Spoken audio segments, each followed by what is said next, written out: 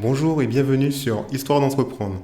On dit souvent que le bonheur n'est pas au sommet de la montagne, mais dans la façon de la gravir. Et pour passer du zero to one, nos entrepreneurs ont créé leur secret sauce pour avoir des clients, avoir des prospects, mais surtout générer du CA.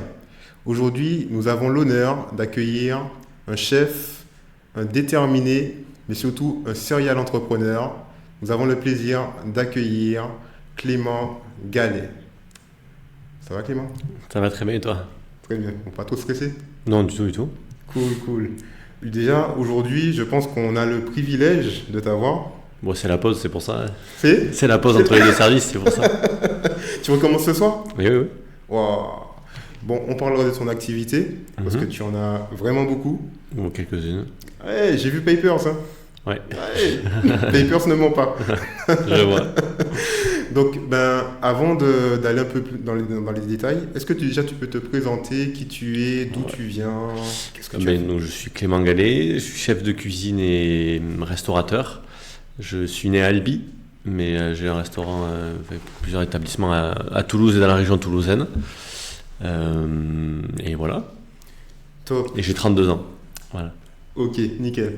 Et tu sais, tu as présenté un peu succinctement ton parcours, mais on a discuté en off et je sais que tu as fait énormément de choses. Donc, tu sais, le goût de l'entrepreneuriat, ça te vient d'où? Ça vient de mon père qui était un entrepreneur, enfin, qui avait plusieurs boîtes et qui nous a donné ça, le goût un peu. Et pendant tous mes voyages et toute ma jeunesse, entre guillemets, j'ai toujours essayé de faire des trucs à ma sauce, d'entreprendre un peu à droite à gauche, monter des projets, des trucs qui marchaient pas, mais monter des trucs. Enfin, j'ai toujours eu ce petit goût-là, quoi. Mais tu sais, tu as choisi quand même un secteur qui n'est vraiment pas facile. Ah non, ça je sais, ouais. Ouais.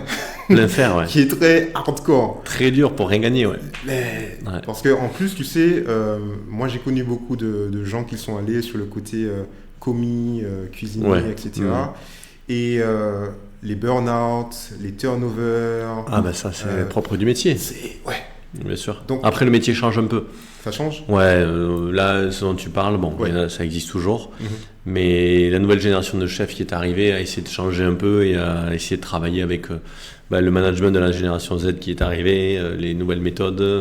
Ouais. Il faut arrêter d'être dur, ça sert à rien d'être trop dur, sinon tu fais pas avancer. Et derrière, tout le monde s'en va et donc tu restes tout seul, ça n'a aucun intérêt. Je suis d'accord avec toi. Donc maintenant, il faut arriver à évoluer avec ça, quoi.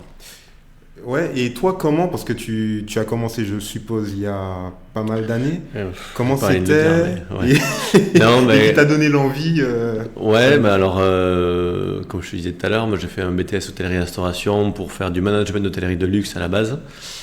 Et lors de mon premier stage de BTS, j'ai rencontré un chef qui m'a juste donné le goût de la cuisine et qui après m'a envoyé à droite à gauche. Et, C'est qui?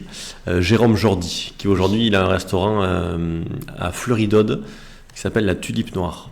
Fleury-d'Aude, c'est à côté de Narbonne, Gruissant et tout ça. Ok. Donc, Et lui, il fait une cuisine gastronomique. Enfin, voilà. ok. Donc semaine prochaine, j'y suis. Ah ben, C'est ça? t'as intérêt, ouais. J'ai intérêt. C'est ça. Non, c'est mon chef mentor finalement depuis tout le temps et il était encore hier au restaurant. C'est Ok. marrant. Et quand tu dis chef mentor, qu'est-ce qu'il t'a apporté En fait, il m'a donné vraiment le goût de la cuisine que j'avais pas trop, en fait, enfin que j'avais mais que je pensais pas en faire mon métier. Ok. Et il m'a pris sous son aile, il m'a appris beaucoup de choses. Il m'a suivi pendant des années pour me donner les bons choix, les bons trucs à faire. Et il m'a toujours appris des trucs. Je suis allé faire l'ouverture de son restaurant quand il a ouvert la Tulipe Noire. Et puis dès qu'il avait besoin de moi, j'ai fait en sorte d'y être. Et dès que j'ai eu besoin de lui, il a toujours été là. Et dès que j'ai un problème sur une recette ou quoi, je l'appelle. Donc c'est que ça reste mon mentor. Ça, c'est mentor et ami. Ouais. Et j'arrive toujours pas à le tutoyer. Je le vois alors qu'il a que 40 ans. Si tu vois. Ça, le respect, quoi. On garde la hiérarchie dans la cuisine quand même. Mais je comprends. Et tu sais, moi, quand j'ai entendu ton nom, donc j'ai cherché, je suis tombé sur ton resto Ouais. qui s'appelle Abuelo. Ah, bueno, ouais. Ok. Donc, moi, je me suis dit, ok, c'est pas un nom qu'il a pris au hasard dans le dictionnaire. Non, surtout le français, tu ne trouveras pas. Ouais, Quoi. tout à fait. Donc, est-ce que tu peux me parler un peu, parce que c'est lié, de ta cuisine, ton business model, mais aussi peut-être de tes choix culinaire Abuelo, déjà, ça vient de mon... Donc, abuelo, ça veut dire grand-père en espagnol. Ok. Tu parles espagnol? Je parle espagnol. Hablo un poquito. Hablas, sí? Sí, un poquito. Lo hacemos en español, entonces. Ok, tout à l'heure. Et donc, abuelo, donc, ça veut dire grand-père en espagnol. Mon grand-père avait pas mal d'origine espagnole. Moi, il s'appelait Martinez. Bon, il y a une grosse partie en Espagne de notre famille, de ce côté-là. Et il a toujours très bien cuisiné, une cuisine méditerranéenne, qui nous a, à chaque fois qu'on allait chez eux, ça sentait les épices, ça sentait que des belles choses. On a toujours dit que c'était le meilleur cuisinier qu'on ait jamais vu. Bon, peut-être un peu chauvin, mais bon, ça marchait, quoi. Et il m'a donné le goût, un peu de la cuisine. Et donc j'ai voulu rendre hommage parce qu'il est décédé il y a quelques années et j'étais très proche de lui. Et donc j'y ai pensé, je cherchais en fait un nom, je cherchais la convivialité, enfin, ce que je voulais retransmettre dans le restaurant Abuelo, c'était la convivialité, le partage, l'esprit de famille, et je me suis dit ça pourrait être intéressant de mettre un nom un peu proche, quoi. Et donc j'ai dit Abuelo parce qu'on l'appelait comme ça. Et donc c'est un bel hommage. Il y a une photo de lui aussi dans le restaurant. Ok. Donc c'est cool. Mais j'y passerai. Mais j'espère bien. Ouais. Et donc voilà, et donc cuisine méditerranéenne, inspirée avec des plats à partager, des entrées à partager et des plats après normaux. Mais le but c'était vraiment le partage, convivialité. C'est vraiment ces mots que je voulais mettre en exergue, quoi. Et tu as une cible particulière parce que je sais que tu es à cartoucherie. Ouais. Donc, en fait, moi, je travaille beaucoup le midi. Ok. Il y a beaucoup d'entreprises qui sont autour. Et après, le soir, on arrive à capter quand même une clientèle qui est locale. Autour de la cartoucherie, il y a pas mal d'habitations maintenant. Et puis Blagnac aussi. Donc on arrive, petit à petit, ça se fait, quoi. Le bouche à oreille se fait. Mais alors, tu sais, et encore une fois, tu nous as pas tout dit parce que alors ici on est à la mêlée, on tourne à la mêlée et je marche dans le couloir et je vois Clément Gallet et Hélène Gallet. Et Hélène Gallet. Donc, est-ce que l'entrepreneuriat pour vous, c'est une histoire de famille? Est-ce que votre premier réseau, parce que tu sais, le réseau c'est important, les gens que l'on côtoie fait qu'on va aller dans telle direction. Est-ce que la famille pour toi c'est très important? Ouais, ça l'est, ça l'a toujours été. Avec ma soeur, on a toujours été très proches aussi et on s'était lancé dans cette boîte avant le Covid. Et là, ma soeur est community manager de Abuelo, donc si tu veux, on garde le truc famille, quoi. Incroyable. Ouais, okay. Ouais. Non, mais c'est bien. Et est-ce que tu peux nous parler de l'importance du réseau? Ouais. S'entourer. Oui, alors s'entourer, ça c'est sûr qu'il faut avoir les bonnes personnes aux bons endroits. Okay. Le bon avocat et le bon avocat comptable. Oui, toujours. Pourquoi? Parce que c'est super important. Il y a des choses que toi tu maîtrises pas en tant qu'entrepreneur. C'est vrai. Et leur boulot, c'est de le savoir et de pouvoir te conseiller. Et toutes les conneries que tu fais, c'est à eux de les rattraper et éviter que tu en fasses trop, quoi. Et tu arrives à déléguer justement? Parce que là, en gros, ça, tu le fais. Oui, tu délègues ça. Bien sûr. Ok. Parce que tu as plusieurs entreprises. Peut-être tu peux nous parler des autres filières que tu as. Non, mais après, donc, j'ai le restaurant, moi, je suis tout seul. Et après, j'ai 2 guinguettes et bientôt 3 avec des associés. Parce que c'est des gros bébés et que c'est compliqué à gérer. Parce qu'on fait beaucoup de volume. On fait quasiment 500 couverts par soir sur chaque guinguette. Donc ça fait des grosses équipes à gérer. Mais là-dessus, on est plusieurs, donc voilà, c'est une belle aventure. Et avant ça, j'ai eu un club de plage avec eux, donc un restaurant de plage. Ok, où ça? À Toreil, côté de Perpignan. Ok, d'accord. Ça s'appelait la Vague de Trot. Serial entrepreneur. Je sais pas, mais les opportunités. Et tu les saisis? Il y en a quelques-unes qu'on saisit, qu'il faut. Ouais. Incroyable. Et tu sais, dans tout ça, quand on se reprend comme ça, souvent on a le côté échec. On a le côté santé mentale. Ouais. Est-ce que toi, c'est des choses que tu as pu connaître, peut-être penser au burn-out? Il y a eu des échecs, mais il y en a toujours. Hein. Ouais. Mais justement, la boîte qu'on avait ici au Starter, on a arrêté parce que on n'avait plus de sous et puis le modèle ne prenait pas comme il fallait. Enfin, on générait pas assez de CA par rapport à ce qu'on dépensait, quoi. Donc voilà. Et puis j'étais un peu nouveau là-dedans. C'était un projet tech et c'était pas un projet cuisine. Mais oui. Donc je maîtrisais un peu moins et donc il y a des choses que j'arrivais pas à faire.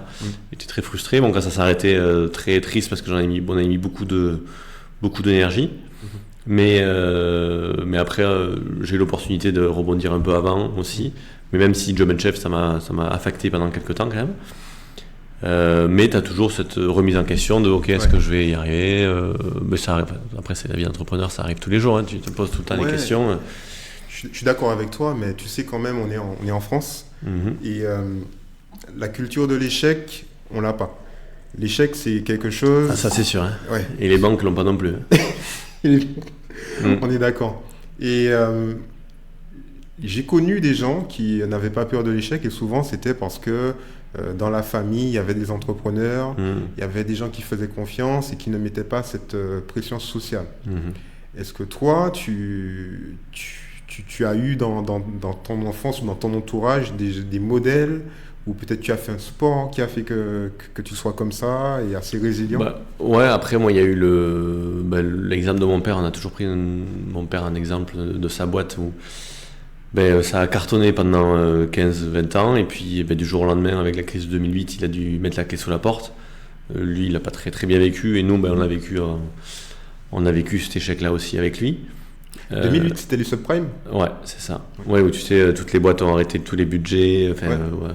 Et lui, c'était l'événementiel, donc dès qu'il y a une crise, c'est les premiers budgets que tu arrêtes.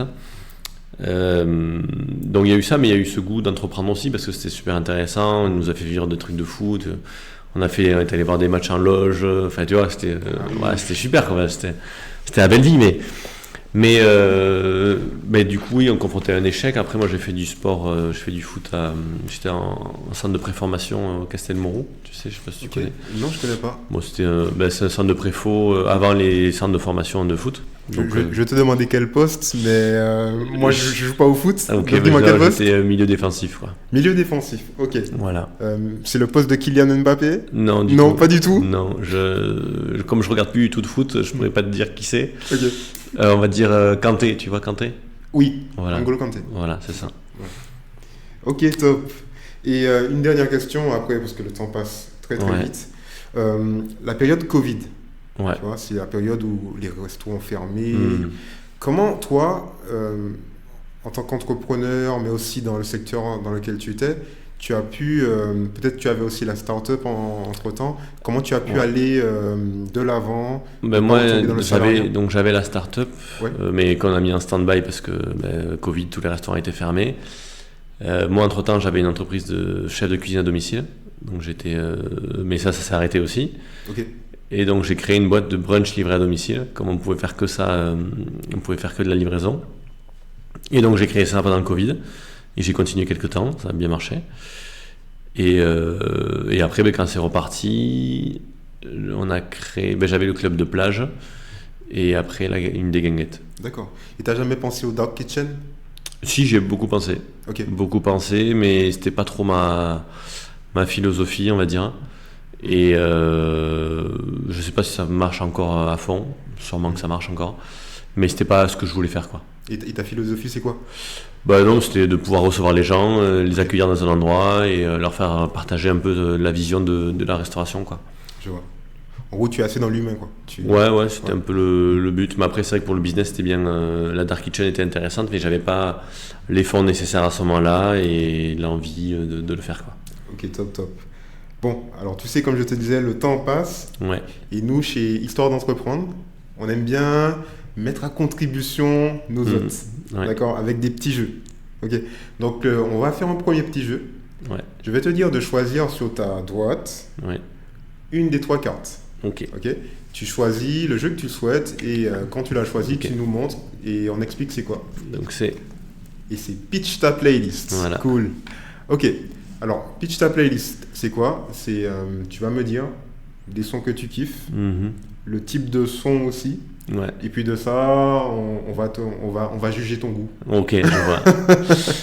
Donc, je lance le générique et on y va. Vas-y.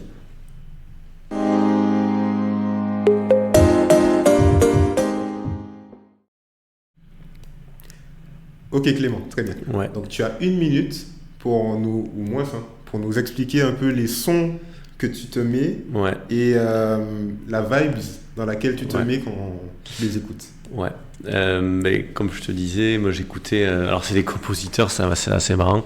Ludovico Einaudi, donc plutôt musique classique, et Hans Zimmer qui est musique de film. Parce que ça me met dans une vibe de concentration et tout, j'aime beaucoup. Donc ça, par exemple, quand je bosse, j'aime bien. En ce moment, j'écoute pas mal Riles. Parce que je C'est du trouve rap? qu'il est. Ouais, mais tu sais, Ouais. enfin, c'est un français mais qui chante en anglais. Et je trouve qu'il a une énergie folle. J'aime beaucoup ce qu'il fait. Et après, je t'avais dit, moi, c'est la grande famille de la musique latine où j'aime beaucoup ça, via le restaurant Abuelo où on met que ça, des playlists un peu de salsa dans le resto. Ok. Et j'aime beaucoup ça, quoi.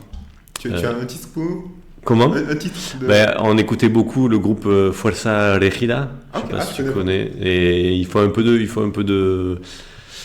un peu de reggaeton, mais aussi un peu de salsa, un peu de tout ça, et j'aime beaucoup, quoi. Ok, ok. Voilà. Top. Moi, c'est plutôt salsa cubaine. Ouais, j'en doute pas. Et après, les sons d'Amérique latine, je sais pas si tu connais Toto La Momposina. Ouais, bien sûr. Ouais, tu vois, mais Ouais. c'est à l'ancienne. Ouais. Mais je suis caribien. Ok. Donc forcément, Ça marche, quoi. on Ouais. avait les influences. C'est ça. Alors, tu me parlais de musique de film. Ouais. Thomas Newman, ça te dit quelque chose? Les Évadés. Ouais, je Ouais. connais ça. Tu Ouais. vois. Quand j'ai écouté tes sons, ça m'a fait penser à ça. Ouais. Et je me dis que quand on écoute ce genre de son, est-ce que on n'est pas dans un état d'esprit? Alors, moi, j'ai senti un peu la mélancolie. Tu vois, Ouais, dans- des fois, il y a des dans ce- moments comme ça, ouais. Ouais. Et aussi, si on parle en termes business, moi, ça me fait penser au temps qui passe et au temps qu'il faut optimiser. Tu Ok, vois. ouais.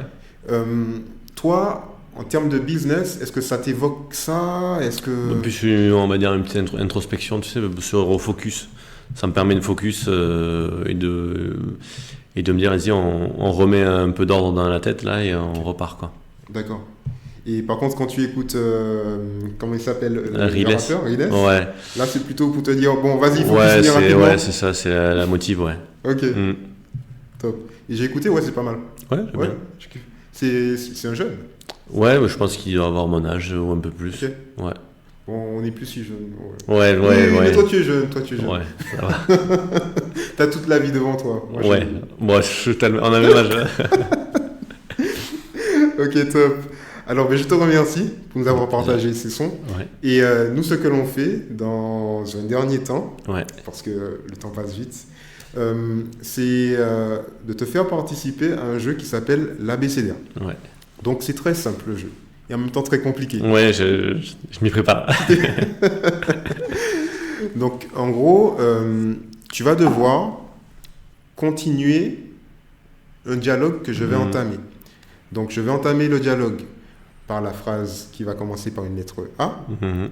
Et toi, tu devras commencer le dialogue avec la lettre B. Ouais. Après moi, la lettre C. Ouais. Et puis toi, la lettre D. Donc, il y a deux levels. Il y a pour les warriors, on n'utilise pas On le fait d'aide. comme ça, quoi. Comme ça, ouais. Ou, pour ceux qui se disent, bon, il me faut quand même mémoriser c'est quelle lettre je suis. Vas-y, on va tenter, hein. Tu as le J'ai petit... vu. Ok, ça marche. Ouais. Cool. Bon, on lance le générique et puis on y va.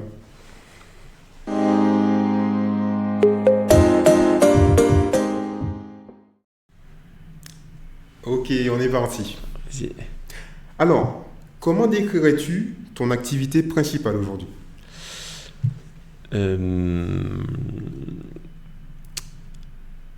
Je dirais restaurateur. Restaurateur, acteur de la food, quoi. Comment arrives-tu à te démarquer de tes concurrents? Ah oui, il est pas facile ce jeu.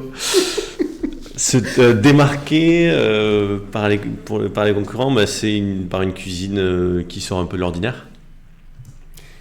Et quelle action marketing fonctionne le mieux pour toi actuellement?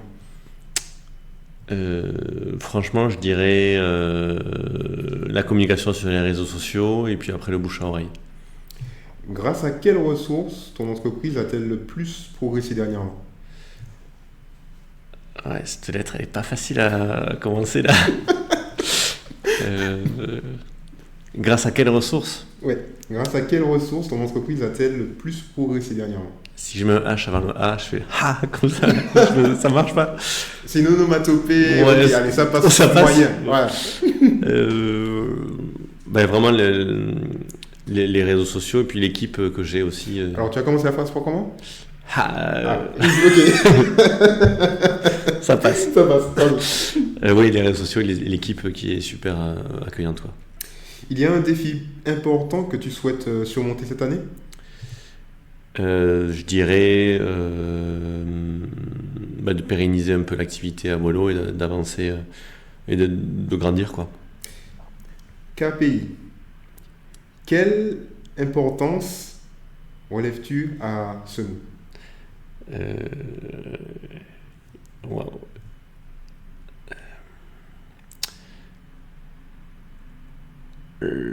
L'importance des KPI, c'est d'arriver à suivre vraiment ton CA et suivre toutes tes ventes et arriver à améliorer un peu tes ventes et à jouer un peu avec tous les produits que tu arrives à vendre au patron. Maintenant, quelles nouvelles compétences souhaiterais-tu développer pour ton activité?